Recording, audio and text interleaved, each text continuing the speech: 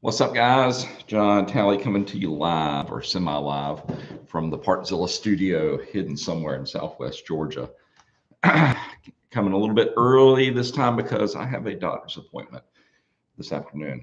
Turn my head and cough. Hopefully it won't be that bad. They'll tell me I'll live for another few days anyway. But so we're going to go ahead and knock out a few questions. And I know I'm hitting y'all a little bit early, so I'm going to dive back to last week's questions that I did not get to as people start to assemble and maybe send me in a few questions. Sorry for the late notice, no pun intended, or early notice, but it is what it is. It's hard enough to get a doctor's appointment. Make sure I don't want to miss it. All right, Kim Pack. I'm out of breath. I actually forgot I was supposed to be here at 2, so I ran. Don't tell anybody I ran, but I did. Ken Pack had sent me a question from last week. What is your opinion on Electron carbs for 4-stroke motorcycles? A lot of people say the FCR 39MX is better, but I've heard Electron does just fine. Thoughts? I've worked with the Electron carburetors, probably 15 years ago. They've been around for a long time, and in some instances, they can outperform whatever may have come on your machine. It really depends on what machine that you do have. Most of your FCR carburetors are good to go like they are. We just went through rebuilding one for the 450 that's sitting behind me, and we went all the way through it. We even did the midsection, which is basically just the O-rings that you need to go in and replace. Although the manufacturer, Honda, doesn't offer a kit to do that, you can get one from either All Balls Racing, or I think Moose has a kit as well. If you think yours is leaking through that midsection, when you get as many years as this one has on it, it looked pretty rough in there. We'll be posting that video eventually, and you'll be able to take a peek at it. But to answer your question, is Electron a decent manufacturer for an aftermarket supplier for maybe a motorcycle that they no longer make the OEM replacement for? Absolutely. I have no problem recommending that at all. All right, Glenn Rawson had asked me, hey John, do you have any good recommendations for a good aftermarket LED headlight replacement for a Honda Rancher? Most of the times you can go and find a LED bulb without having to replace the entire headlight if you're going for that OEM look. And they actually design, there's a couple of different manufacturers that have the actual sockets are the same, so they just basically reattached like the OEM one did, and even come with the correct wiring where you can plug it directly in. This pretty simple search for that as far as the different ones. That's what I would recommend instead of replacing the entire headlamp assembly. Just go for the bulb. All right, what else do we have? Jeremy Clouts said it had sent in. Hi there, very helpful video. Quick question. When I'm testing the stator and regulator, does the ignition key need to be in the on position? Everything else was super clean. Thanks. If you're doing a static test, no, not at all. Matter of fact, you'd want it off, because you're basically just measuring the on the regulator rectifier the diodes, if that particular model allows you to peek inside of it. I did a pretty extensive video on testing regulator rectifiers, so if you would look at our just troubleshooting playlist, I believe that's what it's under. I can walk you through that process. Now, as far as the stator, same thing applies. You can do a resistance test on it, but it's not going to really give you a functionality test unless it's a complete open or a direct short. And that's basically all you're going to be able to measure with a multimeter. But you can do what I call a running test, where you unplug it from the regulator rectifier and do a test across each phase or winding as the machine that's running. You should be somewhere in between 25 and maybe as much as 45 or 50 volts AC. VAD GL has sent a question. Hello, I have a Yamaha Grizzly 450. Starter keeps blowing the fuse, the 30 amp. It's probably the main fuse. I replaced the starter relay and still had the problem. Any ideas? It's going to be one of two things. Either A, you've got a direct short on your battery cabling, or your cable going to the starter, or it's the starter itself. That would be my bet, is it's going to be the starter. You can try doing a quick jump, but be careful if you do that across the solenoid, because if it's truly the starter and she's completely locked up, I've seen screwdrivers get welded in between those 2 points, and they wouldn't want to let go, and then you're talking about a Chernobyl type meltdown at that point.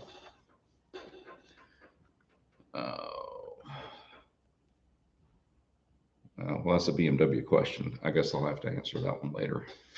All right, guys, I'm going to flip over to the live feed and see if anyone's assembling for today. Oh, yeah. Well, y'all are coming out. Good, good, good. Sergio G, hello. My 05 YFC gets pressure in the coolant reservoir tank. Any ideas why? More than likely, you've got a head gasket that is failing and it's pressurizing your cooling system. That's exactly what's happening. I'm sure that's not what you wanted to hear, but yeah, it's about to let go. When and if you do a rebuild on this, make sure that you just don't throw another gasket in there, because more than likely it needs to have both the cylinder and the head resurfaced ever so slightly, just to make sure they're flat. Craig is asking me, hey John, what's the difference between your bike running rich and it running lean? Okay, rich is when it's getting more fuel than it can possibly burn up, and lean is when it's not getting enough fuel. Stoichiometric, I believe, is 14.7 parts of air to 1 part of fuel, if memory serves. And most machines, when you've got them in the meaty area, you're running at about 13.8, somewhere in that. So you're dumping a fair amount of fuel. The downside with running too much fuel is, well, one, it's not completely burning it. It's very inefficient. You're wasting fuel, and it's honestly not making as much power as it will when you're closer to stoichiometric. When you run something too lean, though, you run the risk of overheating the engine, because believe it or not, the X amount of fuel, or having it at the correct ratio, makes the engine run cooler. And when you lean it out, it gets too hot in there. The fuel actually cools down. The charge cools it down before it explodes. I know that's kind of counterintuitive, but that's the way it happens. And if things get really hot in there, then you start burning holes literally through your piston, and or going down the one I've seen most common. It's not a hole in the piston, but it'll cause the rings to get so hot they actually burn the corner of the piston, drops out like hot lava, and chaos ensues, as I'm so fond of saying.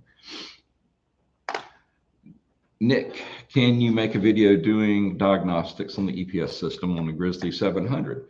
I'm betting we can. We still have our red Grizzly 700, and I don't think I ever did anything on the EPS system. I just have to extract it back from the maintenance guy that borrowed it a couple of months ago just for the weekend, and it just never showed back up.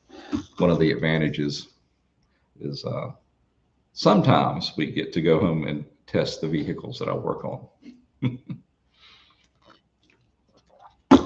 Sacrificing for my craft, doing what I have to do. Kim is asking me, how hard is it to adjust valves on a 2001 wing? It's really not that tough, and that's one of the projects that we still have yet to do on our Gold Wing. I believe ours is an 07, but the process is basically going to be the same. That poor wing, I'm going to have to drain the fuel out of it, rework the fuel system. It's been sitting for so long. We've had so many other projects, but I will put that on our to-do list to get that taken care of. Hey, Paul, I had to manually get it. Okay, there you are. Hey, John, well, the OEM carb showed up in one day, and I installed it this morning. Now the neutral stopped flashing, and I attempted to shift into gear. It did move, but then stopped. Weird. I went to manually get it back to the neutral. The code now flashes 8 times now. I believe this is finally out of my wheelhouse and needs to be taken in. Well, Paul, I'm actually in between shoots with this. I'm going to send you a message after we get out, and and I know you're not far from me. Let's go ahead and pick a day. I want you to bring it up to me, or actually you're bringing it down to me. And we won't do a formal shoot, but we'll just start up a camera over my head or over our heads and see if we can figure this thing out. I think I've still got your email address. If not, send us a private message so we can go ahead and set up a time. Because me trying to lasso one of our editors / videographers, they're busy. So we'll just have to, the lunatics will have to run the asylum. So send me a message and let's go ahead and get you down here. Charlie, have clutch problems on a CRF 150R. Okay. Clutch actuator arm seems to get hung up on the push rod and lose all the clutch function. I've replaced all related parts. Are you sure you're engaging it at the correct distance on the push rod and the case itself? It can be so aggravating to get it just right, because if you're a tooth off, either one direction or another, it's not going to want to work right. So I'd say go back in there and make very sure that you have that. Also, check your clutch stack height of all your plates. Make sure that's where it's supposed to be if you did not use the OEMs. Down East is asking me, hey John, I've got an 05 Grizzly 660, new OEM bearings installed and had to purchase a new ring and pinion. Okay. Am I going to have to do all the shimming on the final drive because I changed those parts? You at least need to look at it. Setting up the shim clearance on a differential, it's one of those mystic tasks that only a few people know how to do, and most people, they do it by feel, believe it or not. I'm okay at it. I've built a couple of diffs from scratch and they're still operating. Are they exactly on? I can't swear that they are. If you're worried about your feel not being good with it, I know there's a die that you can put on the gears and you can see where they're wear or where they're contacting each other. And that'll tell you which way to adjust the shims. But for the most part, in my opinion, I think the actual the gears are really, really close, and the shims basically adjust for the housing tolerances that are different. So I would say at least start off with the same shim pack that it came apart with and see if that gets you in the ballpark. Andrew, hey John, thanks for your great channel. Is a pattern regulator rectifier as good as an OEM? Thanks, Andrew, in the UK. I'm not familiar with the manufacturer called Pattern, but I've always been of the opinion, especially when it comes to electronics and controls, OEM's the better way to go. But if it's not available, and then you have to, you've got no other choice, then by all means go aftermarket. And I would definitely head for something that is not a knockoff that you may find on eBay, and just do a search of the company and see what kind of reviews that particular one has. All right, that's the symbol, and you're from China. Okay, I'm a motorcycle lover from China. Could you please accept your work? Could you please accept your workshop? Not sure what you're asking me there, but welcome to our shop. Oh, let's see if I can get it right this time. Panagiotis. Is that pretty close? I mailed your Kickstarter earlier this week, and it is on the way. I think it's actually left the United States now and is traveling to you. So it's on the way, and it's a little bit different. Though I did something a little bit different than I said I was going to do, but I think you're going to be. I think you're going to be happy with your package once it arrives. Oh, Juan, buenos videos, saludos de Argentina. Argentina. Good videos, and thanks from Argentina. Glad we could help you out down in Argentina. What kind of machine do you have? I'm just curious. Well, good grief, guys. I caught up with y'all. It's only 2:15. Excuse me. Let me switch back over to any questions I may have missed last week. Okay, Bilbo had asked me if I swap hubs to a different rim, okay, dirt hub to Supermoto rims, how will I be able to tell the spoke size I need? I think I've already answered this one, but that will be determined by the rim manufacturer. They're going to tell you what spokes need to go in it. So there's no way for me to be able to tell that from where I'm sitting right now. But yeah, go to the manufacturer and they're going to have a recommended spoke set for whatever rim you're going to.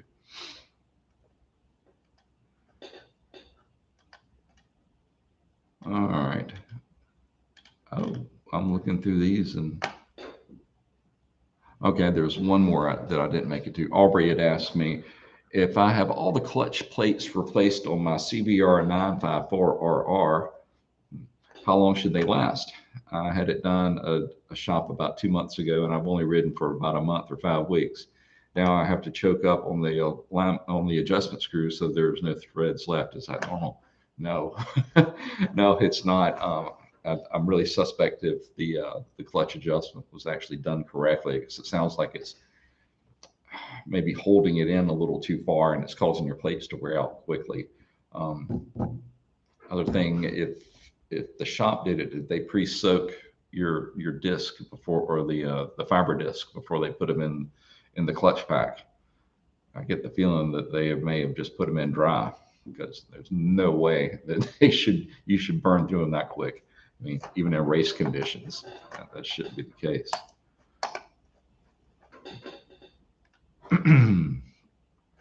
All right, John just sent in a question. Hello, I have an issue with my 2011 HDX R1200X. It'll start fine cold, but when it's warm, it won't start in idle. If I crack the throttle, it'll try to start, but missing. I'm not super familiar with the Harley Davidson, but hey, it's just another motorcycle, so I should be able to pin my way through this. My usual go-to is when they don't start when they're cold is going to be a valve adjustment, but hey, I guess the exact opposite is possible. Make sure that you've got the valves that they are adjusted correctly, because something is changing it to make it a running condition different, via temperature. So what all changes with that? Well, everything expands or either contracts depending if it's getting hotter or colder. One of the things that can affect you the most is going to be your valve clearances as they go through a temperature change. So take a peek in there and see if that could be an issue. And as always, make sure that you have the float roll level set correct. I mean, is that really temperature dependent? I guess it could be, because that's kind of stretching it a little bit. But it's the carburetor is in a hot environment, or attached to a hot environment. So if it was borderline as far as where that float level is, I could see that causing a problem. Sergio G, can you explain the different jets in the carb and what each one does? Well, it depends on which carburetor that you're talking about. Your simplest carburetors, they can have as few as just 2 jets. You'll have an idle jet, which does exactly like it's described. That handles the machine at idle.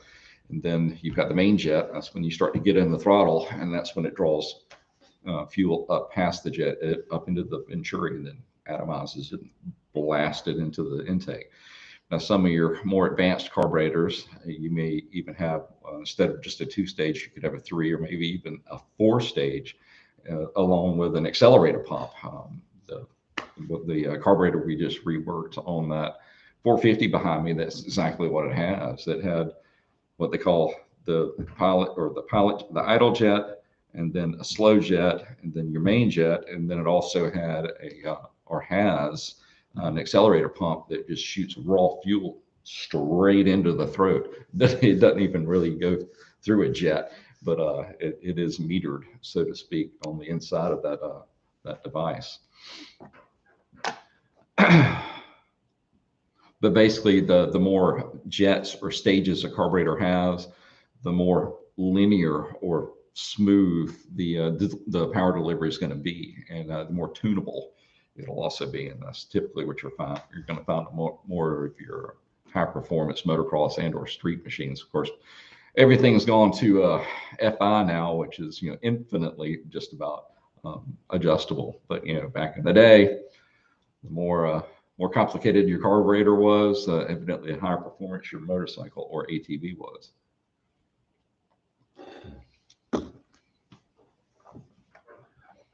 Okay, Jacob. Hi, John. I don't know if you remember it, but I had a question about the rough idle on a 400EX, and you recommended checking the spark plug, and that plug was beat dead. Well, glad I could help you out. Isn't it great when the simplest solutions come to pass? You know, it's the KISS principle: keep it simple, stupid. Words to live by. All right, M1 Motorsport, ECU flashing. Your opinion, please. OEM, is that wrong on the mapping? All right, which make and model, and when you say it's flashing, are you saying it's just literally flashing on and off? That sounds like it's got a problem on its control board itself. Oh, okay. Let me reread that again, John. Come on. ECU flashing. Your opinion, please. OEM is wrong on the mapping. Okay, you're talking about going in and doing a flash on the ECU. It's been a long week. Forgive me. Yeah, if you've got the appropriate software, you can go in there and fill in the holes, because let's face it, the manufacturers, they're trying to make that machine run in the widest range of conditions, and sometimes, most times, that's going to sacrifice overall performance. Now, if you know what temperature range you're going to run the bike and what type of condition and what elevation, you can narrow up the air fuel to where it will produce the most power. But yeah, you take that machine and move it up 6,000 feet to a different altitude, that what you did to that map is going to destroy the bike pretty much.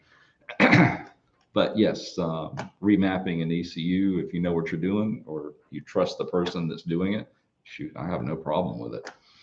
I've made more changes to my personal track car than I want to admit. Every time I do anything to the engine, I end up having to get it remapped. But hey, that's okay. Down East Outdoors. Thank you, John. You're welcome. Mark is asking me, 2016 Wolverine R-Spec EPS, just did a valve job on this unit and didn't see any issues with the cylinder wall, but now I'm burning oil a quart about every 4 hours of use. It has 9,400 miles on it. Whew. All right, you did a valve job. Are you sure about your seals that you used for the valve guides? Because if you didn't do anything with the cylinder walls, I mean, if it wasn't burning oil before and now it is, I mean, it had to be something that went amiss with the valve job. Are we sure about the valves that went in it? My bet is it's probably washing past them. Why don't you take a look in the intake on the and look at the back side of the valves and see if they look oiled down. It'd be the simplest thing you could do, especially if you've got a bore skip camera. And if you don't have one, they're not that expensive and certainly worth it. I mean, you can pick up just a rudimentary one for 15, 20 bucks. At least get in there and take a peek if you can't see it with just the intake taken off.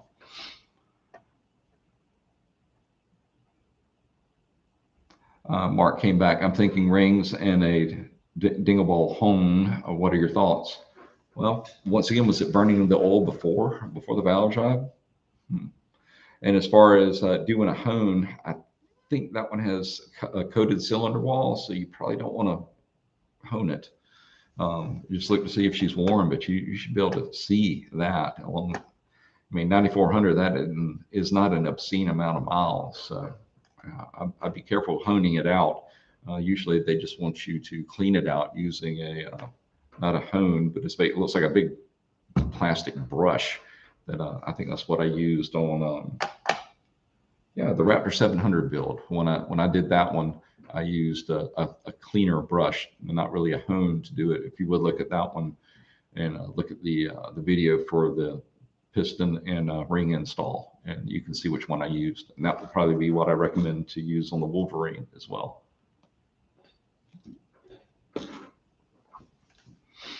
Paul came back. Oh yeah, John, I'd forgotten that my neighbor bought a Yamaha YZ85, an old two-stroke.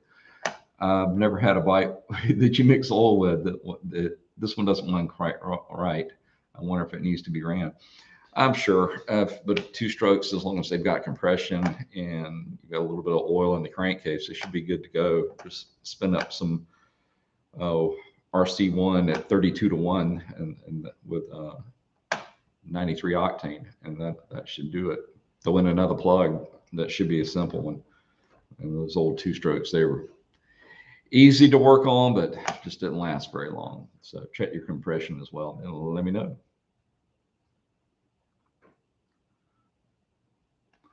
And Mark came back, yes, new steel from Partzilla and new valves and new guides. No seals. Okay. If you did all that and you're sure you did it right, then maybe it is your rings letting go. But once again, take a peek at the back side of the valves and see if those seals are leaking. If they weren't installed correctly, if you hit them a little bit too hard and maybe cut the upper edge. I've done it before. So if it wasn't doing something before you took it apart, whatever you did to it may have an issue. So let me know what you find, Mark. Oh, John came back. My XR 1200X is fuel injected with the warm start issue. All right. I would probably take a look at if it's got a mass airflow sensor. I wonder if either A, it's not reading as it should, or B, it needs to be cleaned. Now, don't just use a regular, contact cleaner to try to do it. They make MAF sensor cleaner sprays. So it looks like it's confusing the machine a little bit, or it's getting false information and adjusting it to where it's not idling properly once she gets heated up. Because when you're in a cold start, I mean, it completely changes the map going in until it gets to a certain temperature, and then it's going to change the configuration to adjust for that. But it sounds like it's getting some false information or some incorrect information, possibly from your mass airflow sensor if it is equipped with one. Another sensor to look at will be your throttle position sensor. Maybe take a peek at it and make sure that if it is adjustable, it hasn't gotten knocked just a tick and it is throwing it off that way. Frank is asking me, hey, I've got a 2006 YFC 450 that bogs when I give it throttle. Doesn't like to go half throttle, only like no throttle or all throttle. So you're saying that in the midsection it's just sitting there kind of bogging down. Well, if this is a 2006, I think that's going to be carbureted. So when we were talking about jets earlier, go in there and take a peek, because if it's like that one behind me, it's probably what they call the slow jet, and that's the one that's most active when you've got just a constant throttle. I wonder if that one's stopped up, because it is a fairly small jets. When you're looking at the base of it, you'll have, I believe the pilot is furthest out, your slow is going to be over to the right, and of course your main is going to be dead center.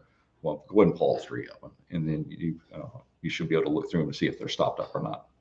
Oh, and when you do that, also make sure you spray down. If you've got the jet out, spray down to make sure that port, I believe it goes into the outlet side of the Venturi, or the bell, make sure that it's stopped up. I've seen that happen before as well.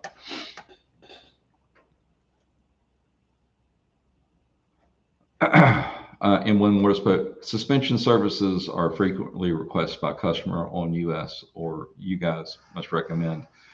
As far as revalving or reworking a suspension system, the company I like working with the most is Race Tech.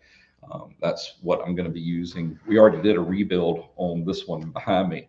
It was just a basic rebuild using the Pivot Works, seals and valving. Not valving, but we will be revalving this with what they call the Gold Tech series. And they actually have a computer program where when you buy whatever kit that you're using, whether it's for the forks or for the shocks or for both, you get a one-time use code, and you send in your rider weight, how the machine is going to be used, and then it will do the calculations for your shim stack to dial it in for that particular rider and the riding conditions. We will be doing it to that machine, but it's going to be a little while before I can get to it.